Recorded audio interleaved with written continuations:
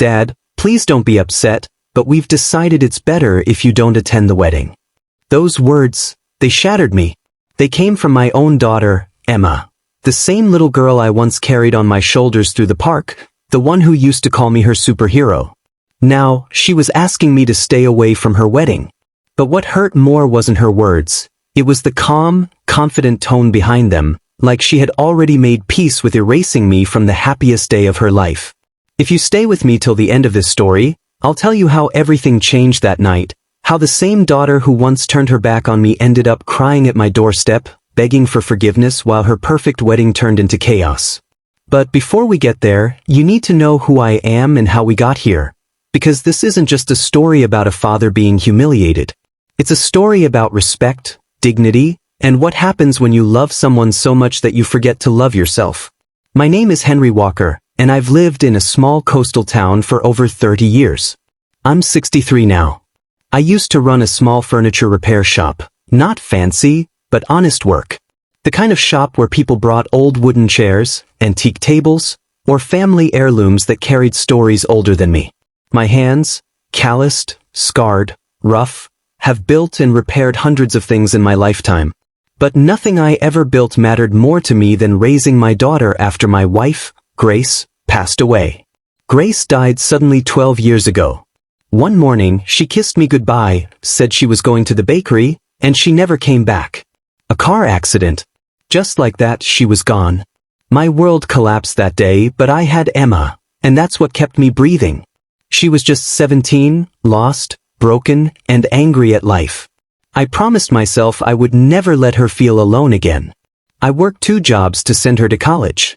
I skipped meals so she could go on trips with her friends. I wore the same shoes for 5 years while buying her the dress she wanted for her graduation dinner. Every time I saw her smile, I felt Grace was still alive in her somehow. And when Emma got engaged 2 years ago, I felt like the universe was finally giving me a reason to celebrate again. Her fiancé's name was Daniel, charming, polished, the kind of man who knows how to impress everyone in the room. He worked in marketing for a luxury brand in New York, always dressed in suits that cost more than my monthly income. At first, I was happy for her. Daniel seemed good to her, respectful. But as the months passed, something began to shift. Emma started changing, her tone, her words, even her laughter. It wasn't the same warm laughter that once filled our small kitchen. It became colder, quieter, like every part of her was being reprogrammed. She stopped visiting the shop. Calls became rare.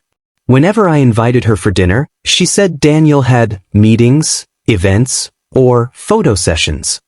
I didn't understand what photo sessions had to do with love until I saw their engagement post on social media, perfectly edited, filtered, and tagged with luxury brands. My daughter, my simple, kind-hearted Emma, was turning into someone I barely recognized. Then one afternoon, she called me to the cafe near her apartment. I went, excited, thinking she wanted to discuss wedding plans. She looked beautiful but distant. Daniel sat beside her, his phone always in his hand. And then she said it, that I wasn't invited to her wedding because Daniel's sponsors wanted a certain aesthetic. I remember laughing at first, thinking it was a joke. But she didn't laugh. She looked away, ashamed. Daniel didn't even look up from his phone. "Dad," she said softly, "it's not personal. It's just, the wedding is being covered by a magazine. It's going to be very elegant, and your shop clothes, your old truck, it doesn't really fit the theme." I stared at her, speechless. My own daughter was embarrassed by me. Embarrassed by the man who raised her, fed her, and sacrificed everything for her. I didn't say a word. I just nodded and stood up. My heart felt heavier than ever before. That night, I closed my shop early.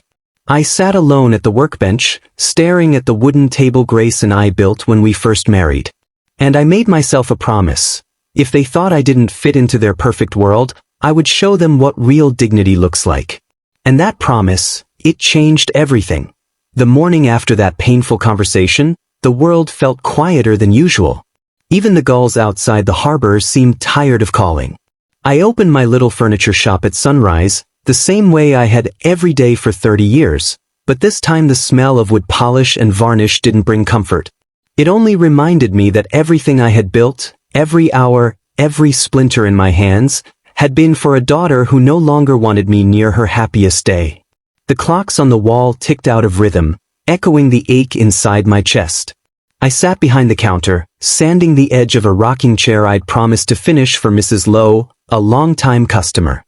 Usually, I'd hum softly as I worked. But that morning, my hands were steady while my heart trembled. Every stroke of sandpaper felt like I was shaving pieces off my own memories, birthdays, school plays, hospital visits, the time Emma spilled paint on the living room carpet and I told Grace we'd call it modern art. Those moments were carved into my soul, and yet they now felt useless in front of the cold reality that I was an embarrassment to my own child. Still, I couldn't hate her. That's the curse of a parent's heart. It breaks, but it keeps beating for the same person who hurt it. I tried to find excuses for her behavior. Maybe Daniel had convinced her this was best. Maybe she was nervous. Maybe the wedding planners demanded it. Anything was easier to believe than thinking my daughter was ashamed of me. A week later, an envelope arrived by courier, heavy, cream-colored, sealed with gold foil initials, E&D. I turned it over in my hands, already knowing what it was. The wedding invitation. When I opened it, a printed card gleamed inside. You are cordially invited to the marriage of Emma Walker and Daniel Reed. But at the bottom, in tiny letters, it said guest coordination by Lux Vision Events, dress code, formal black tie only. My name wasn't even handwritten. It was part of a bulk print, like I was one of hundreds. Not a father. Just a name. That night I brewed tea and sat on the back porch where Grace and I once watched sunsets. Her photo hung by the door, that eternal smile frozen in a better time. I whispered to her, Grace, if you could see her now, you'd still tell me to forgive. You always did. The wind moved softly through the trees, and for a second it felt like she was answering, telling me that love sometimes has to step back to be seen. My old friend and neighbor, Mr. Jenkins, appeared by the fence a few minutes later. He was 78, slow but sharp, the kind of man whose silence says more than words. He looked at me for a long moment before speaking. Henry, you've been sitting out here every night. Something's heavy on your shoulders. I told him everything, every humiliating word, every silence from Emma, the ache that didn't leave. He listened without interrupting, puffing his pipe as if each puff absorbed a little of my pain. When I finished, he said, Henry, you can't teach gratitude to people who are still blinded by glitter. The world teaches it for you. One day she'll understand what you stood for. But don't you lose yourself waiting. Those words rooted deep. That night, I didn't cry. For the first time, I felt anger shifting into something steadier, resolve. The next morning, I woke before dawn and scrubbed every inch of my shop. I polished the counter until I could see my reflection, cleaned the windows, arranged the tools in perfect lines.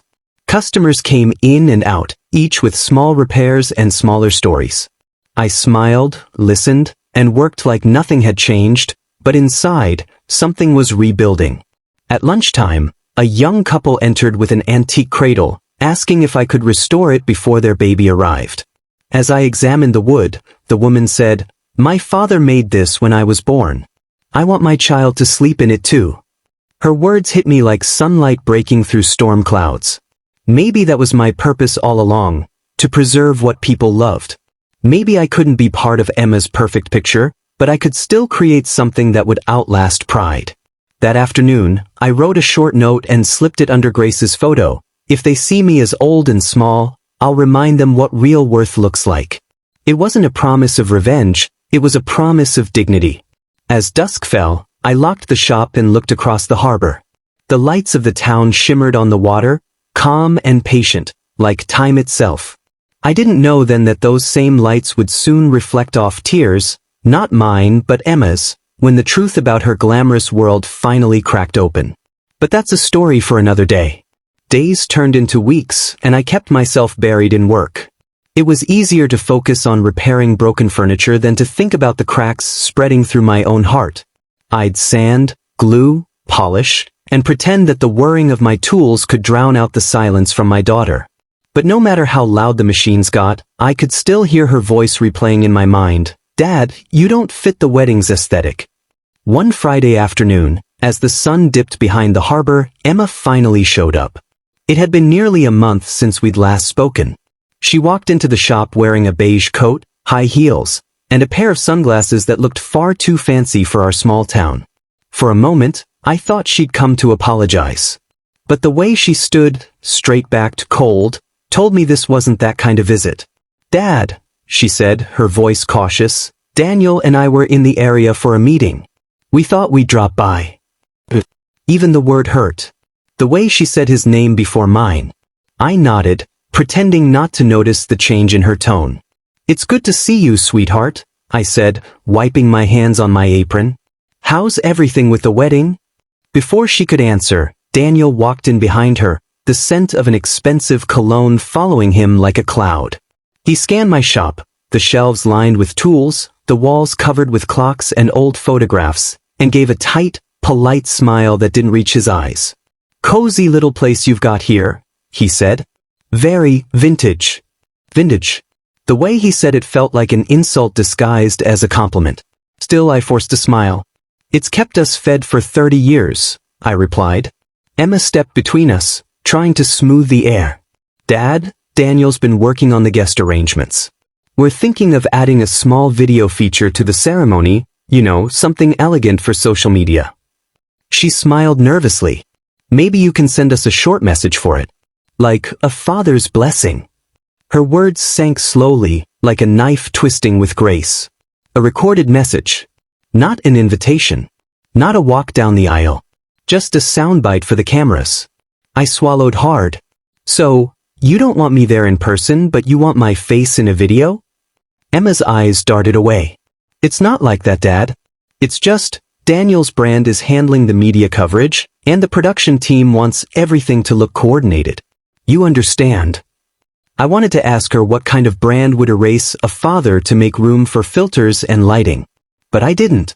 I just nodded and said softly, I'll think about it. Daniel's phone buzzed, and he looked relieved for the distraction. We should get going, he told her. Traffic back to the city's awful. He turned to me and extended his hand. His grip was firm, rehearsed. You raised a wonderful daughter, Mr. Walker. You must be proud. I was, I said before I could stop myself. His smile faltered for a fraction of a second. Then they left as quickly as they'd arrived. That night, I didn't close the shop right away. I sat by the counter, staring at the door they'd walked through. There was a time when Emma would run inside covered in sawdust, giggling as I told her stories about her mother. Now she couldn't stand to be near a speck of dust.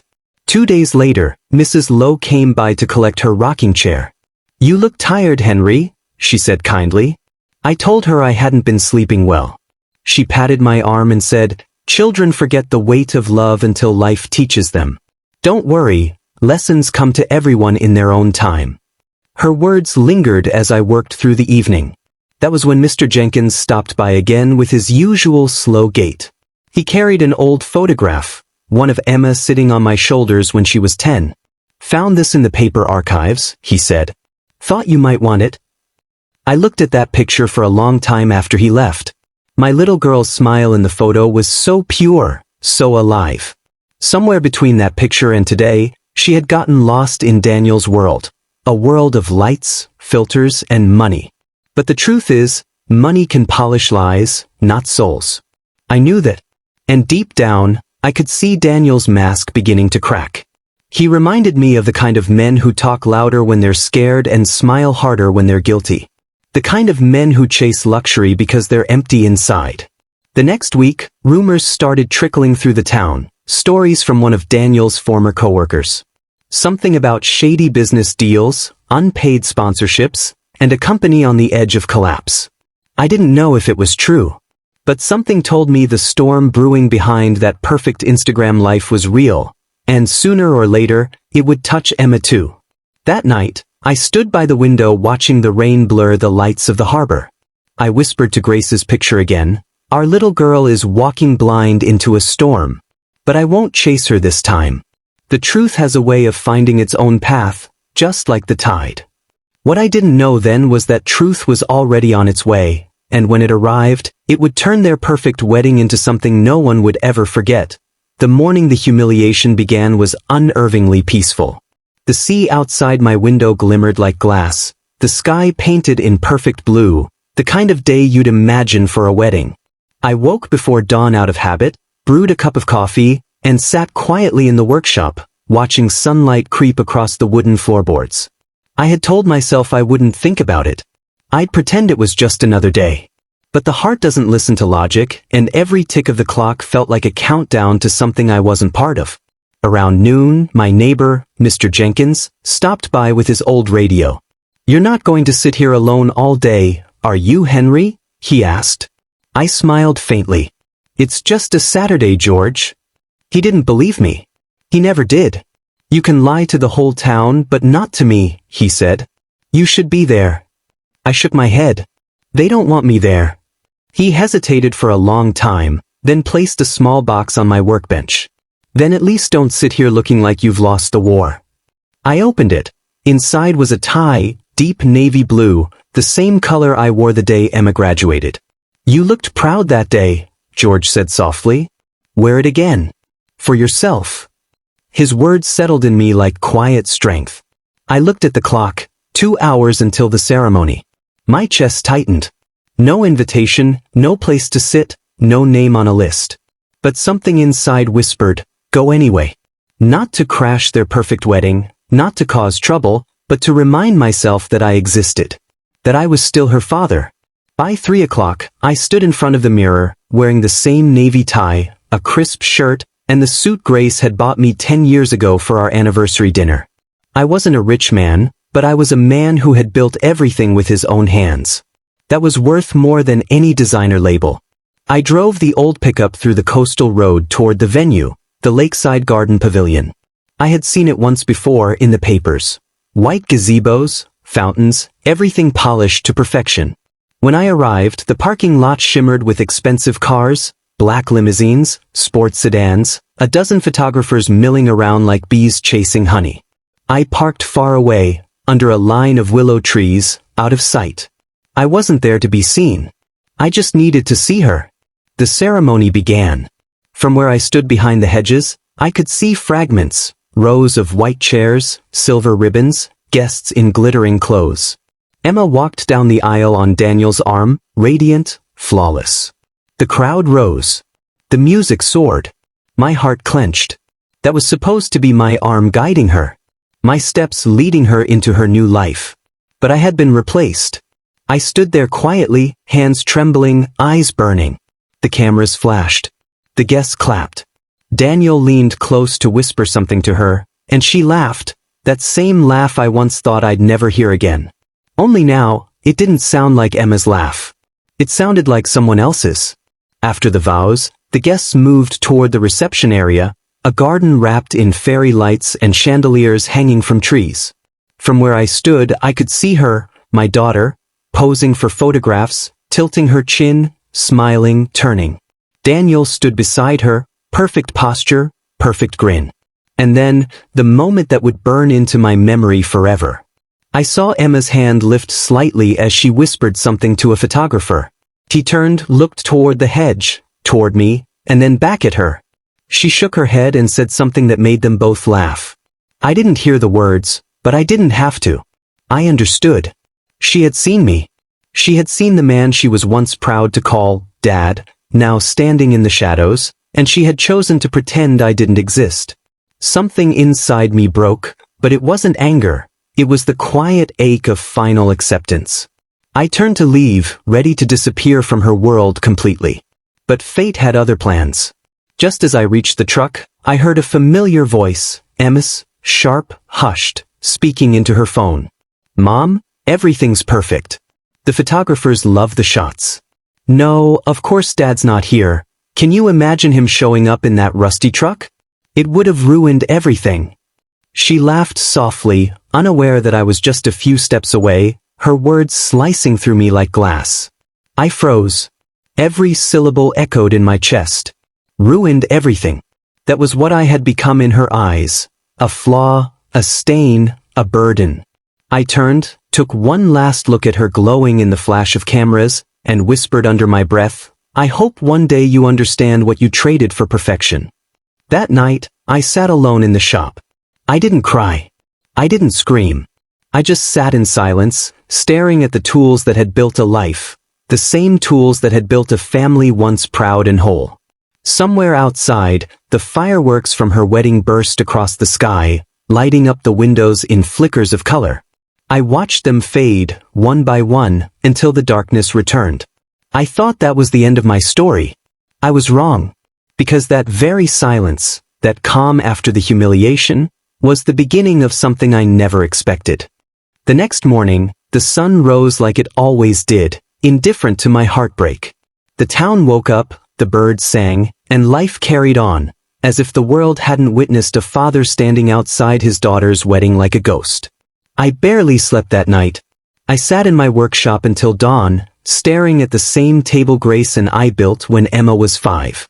It had scratches from her crayons, tiny dents from when she tried to hammer, just like Dad. That table had seen joy, laughter, and love. Now it sat silent, like me. When I finally stood up, something inside had shifted. Not anger. Not revenge. Something deeper. A kind of calm clarity that only comes after the heart has broken completely. I looked around my shop, at the unfinished chairs, the antique clocks, the cabinets waiting for repair. Everything was still here. My life was still here. I was still here. That's when I made a decision, one that would change everything. I wasn't going to beg my daughter for respect, and I wasn't going to let Daniel's arrogance define my worth.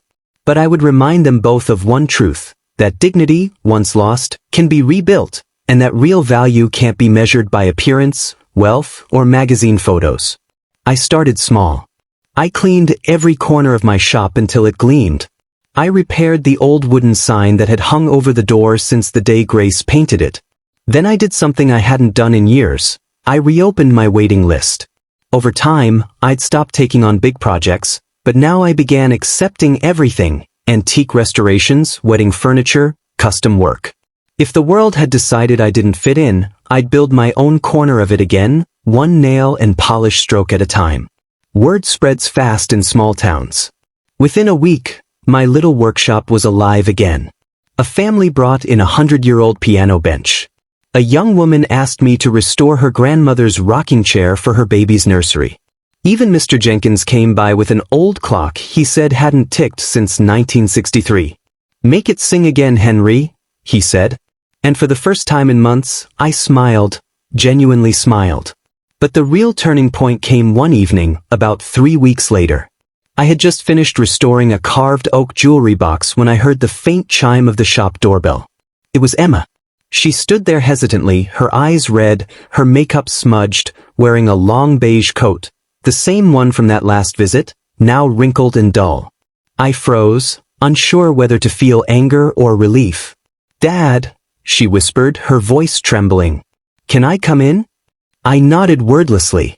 She stepped inside, glancing around the shop as if seeing it for the first time. "It's still the same," she said softly. "Smells like varnish and coffee." I didn't respond. She swallowed hard. "Daniel and I, we're not doing well." She paused, twisting her ring nervously. "After the wedding, things changed. He's been distant. Cold. Last week I found out his company is being investigated for fraud. His accounts are frozen." Her voice cracked. "He says I ruined his image because my father showed up that day in a truck." I felt something twist inside me, not satisfaction, not triumph, but an old sadness resurfacing. I wanted to tell her I had warned her. I wanted to say that true love doesn't ask you to erase the people who raised you. But I stayed silent. She continued, her words spilling out like confession. "The media that covered the wedding, they turned on us when the news broke. I've been getting hate messages online. I thought I was living a dream, Dad, but I was just blind." Tears rolled down her face. "I'm so sorry. I was cruel. I was stupid. I just wanted to make everything perfect." I looked at her, the little girl who once sat on my lap asking for bedtime stories, now standing before me shattered by her own choices. "Perfection," I said quietly, "doesn't exist, Emma. What matters is honesty. And honesty doesn't need filters. She nodded, sobbing softly. Can you forgive me? I took a deep breath. Forgiveness isn't a word, Emma. It's something you earn through time, by choosing to change. She looked down, ashamed. I understand. I handed her a small box from my workbench. It was the jewelry box I'd just restored, polished to a shine. Grace's, I said. Your mother's. She wanted you to have it on your wedding day. I was going to give it to you, but I couldn't. Emma opened it slowly, and when she saw the engraved words inside, "Love is patient, not perfect," she broke down completely. For the first time in years, I reached out and held her. Not as the father who'd been wronged, but as the man who still believed love could mend what pride had broken. That night, as she left, I realized something powerful. I hadn't just rebuilt my shop. I'd rebuilt myself. But fate wasn't finished yet. Because the truth about Daniel, and what he'd done, was about to explode in a way that would change both our lives forever. The next week began like any other, with the quiet hum of the shop and the faint sound of the waves rolling in from the harbor.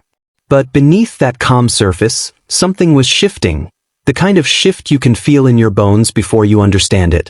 Emma hadn't been back since that night. I told myself I didn't expect her to.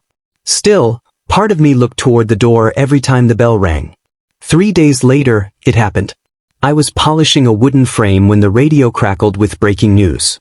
Local businessman Daniel Reed, CEO of Reed Marketing Solutions, has been detained for questioning in an ongoing fraud investigation involving multiple investors.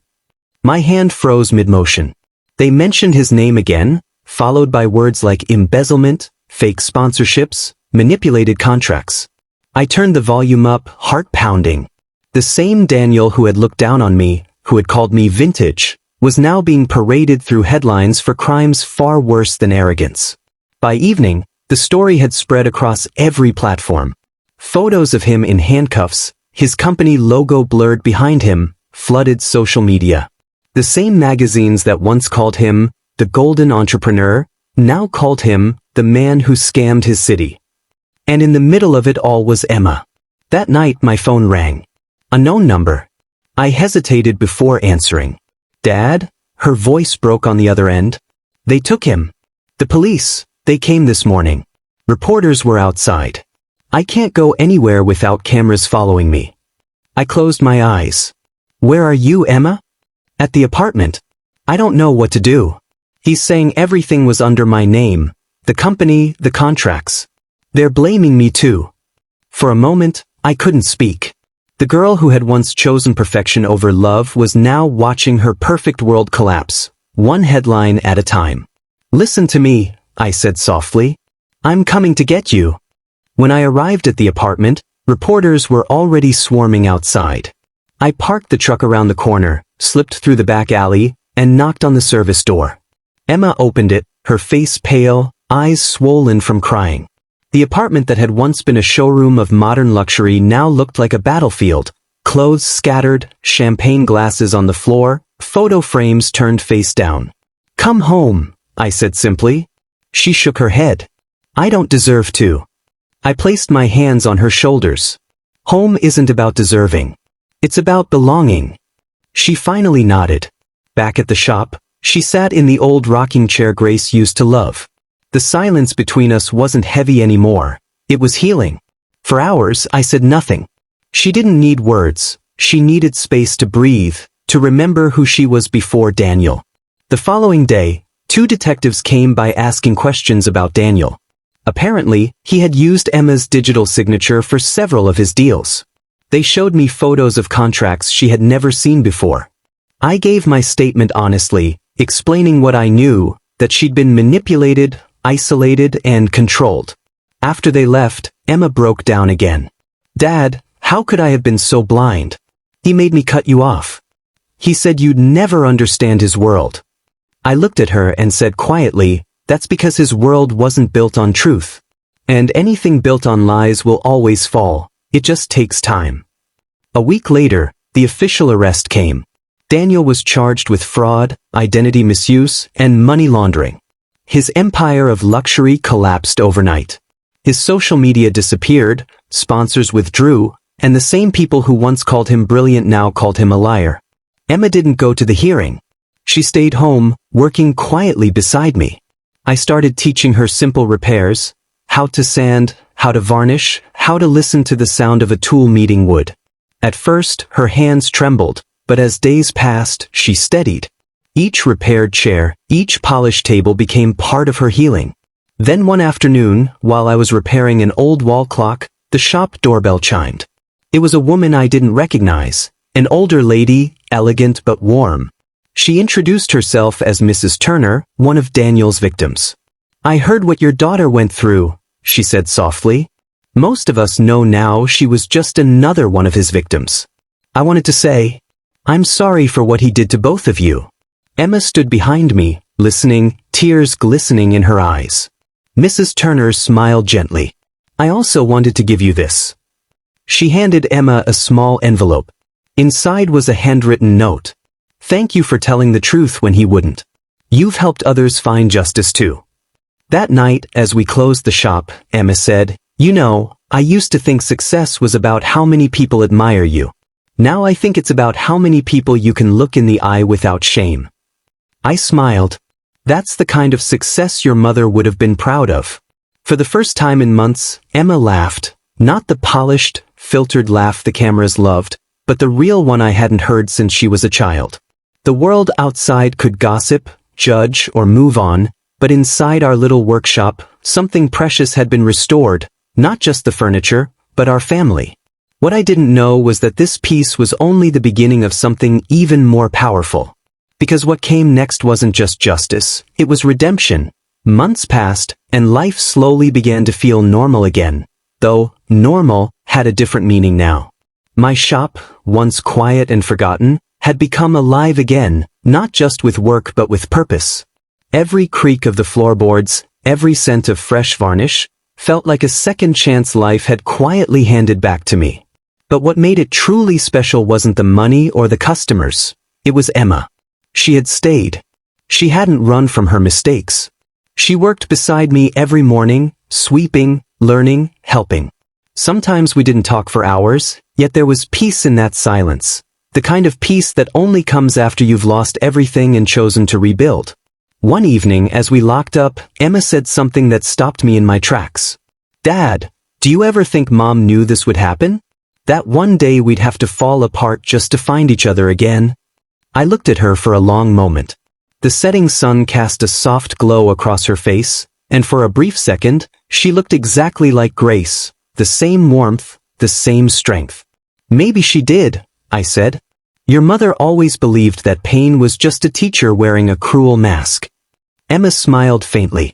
"Then I think I've learned my lesson." That night, after she went to bed, I sat alone in the shop. I picked up the jewelry box I'd given her, her mother's box, and noticed something inside I hadn't seen before, a small folded note, yellowed with time. It was Grace's handwriting. "If the world ever makes you forget who you are, come back to the sound of home." I stared at the words for a long time, and tears finally came, not the painful kind, but the kind that cleanse you from the inside out. In that moment, I realized what this whole journey had been about. It wasn't about humiliation, or revenge, or even justice. It was about rediscovering the power of dignity. About learning that forgiveness isn't weakness, it's strength in its purest form. The following week, something extraordinary happened. The same local paper that once published Daniel's glamorous engagement photos called me. The editor said they were doing a feature on people of integrity, stories of locals who had faced hardship but stayed true to their values. He wanted to include me. I almost refused.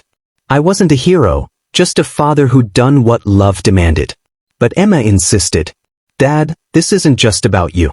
It's about showing people that even after betrayal, you can stand tall without hate." The article came out 2 Sundays later. It wasn't flashy, just a picture of me in the shop, holding an old clock, with the headline, "Time mended here, and hearts too." Customers flooded in after that. Strangers came not just for repairs, but to talk about loss, about forgiveness, about love that doesn't quit even when it hurts. And every time someone asked me how I managed to forgive, I told them the truth. I didn't forgive for her.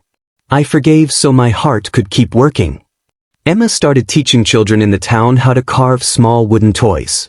It's strange, she said once. I spent years chasing perfection, and now, these little imperfect toys bring me more joy than all the diamonds in the world. I laughed. That's because they're real. Real things last.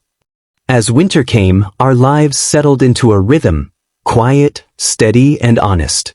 Sometimes I still thought of Daniel, of what he'd taken, of the storm he'd caused. But the bitterness was gone. He had already lost what mattered most, peace. One night, while closing the shop, Emma turned to me and said, "Dad, thank you for not giving up on me." I looked at her and smiled. You don't give up on what you build with love. And that's the truth I want everyone who hears this story to remember. No matter how broken your life feels, no matter who walks away from you, your worth doesn't disappear. It just waits for you to see it again. Dignity isn't loud. Forgiveness isn't weakness. And love, real love, doesn't need to be perfect to be beautiful. That if this story touched your heart, please like, share, and subscribe. Someone out there might need to hear this today. A reminder that forgiveness isn't losing, it's winning without hate. Tell me in the comments, have you ever forgiven someone who hurt you deeply? Your story might just help someone else find their strength again.